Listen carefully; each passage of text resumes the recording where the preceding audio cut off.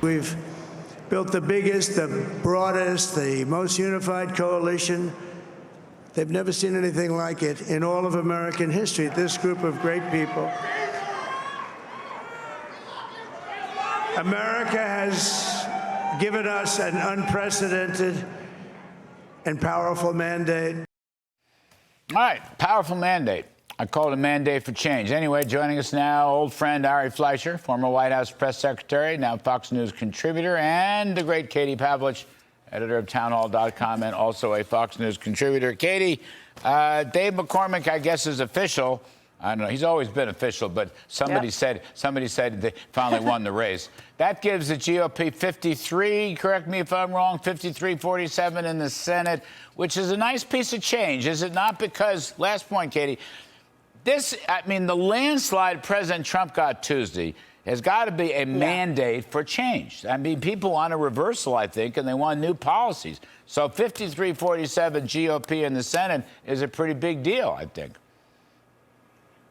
Yeah, on Tuesday night when these numbers were coming in, I called it a MAGA mandate. And you're seeing it at the federal level, of course, and also in these local jurisdictions where they're voting against crime, they're voting against, all these things that the president has been putting out on the campaign trail. But when it comes to how he's been able to build these coalitions and the Senate numbers, he's going to have the cabinet that he wants. He's going to be able to remake the courts in a way that's even more historic than it was during his first term. Democrats during his first term held out on nominees for 8 months, a year at a time, which is a quarter of a presidential term. So the fact that the Republicans have this majority and this nice cushion for President Trump means that his mandate is clear, and he's going to be able to work with the Senate to get that through for what the American people just voted for. Ari, the House will be tight, but I think it's going to be Republican unless you see it differently. No, I think the House will be tight. And this is a real challenge because Republicans had a problem showing any unity. But that was when Biden was president and the bills they were passing were more symbolism bills. So you really wanted to stake a turf, take your stand. Now they have to be unified if Trump's going to get anything done.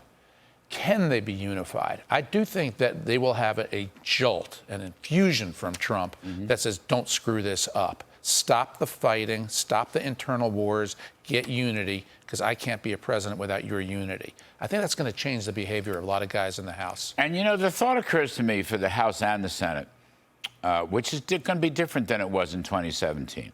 I mean, I would say a good third of the senators, it was a Republican Senate, but a good third of them did not like Mr. Trump at all, basically. He had a lot of problems. I wasn't in government at that point. I was still working on another network, but everyone could see it.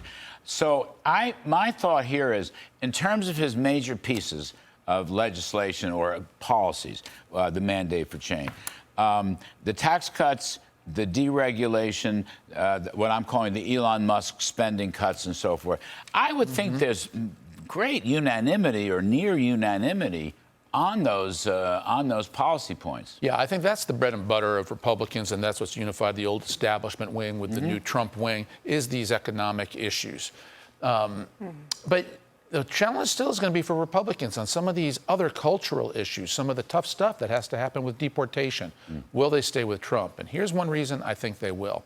The crop of Republicans has changed, but also Republicans' willingness to buck the media. In 2017, when the media said collusion, Steele dossier, it made a lot of Republicans freeze in their tracks. Could the press be onto something?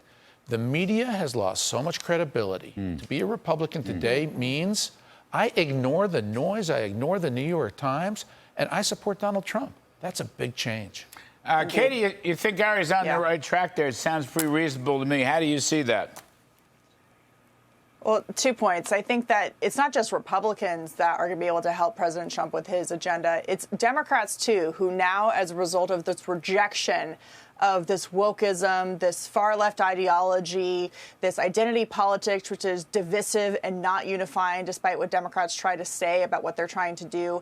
They also have to get reelected in 2 years in the House, and there are also going to be senators up for reelection in short order. And they have an incentive to try and work with the president to get more to the middle where Americans actually are. One of the most amazing maps you've seen out of this election are all of the red arrows pointing to the right, shifting the country on these issues. They're not with the left and these Democrats. So there's an opportunity for House Democrats to stand up and say, we're going to return to sanity, logic, and common sense and help the president. And so that's where I think it helps him. On the media, I think it's a great opportunity for the White House to really engage with alternative, non-legacy media sources. There are so many good conservative outlets that have been reporting on the race who were right about the outcome, whereas you have all these other legacy media outlets who are shocked at the price of butter and shocked that crime is actually still a problem. When there's so many people who've been telling the truth with hard facts and data, the White House can actually work with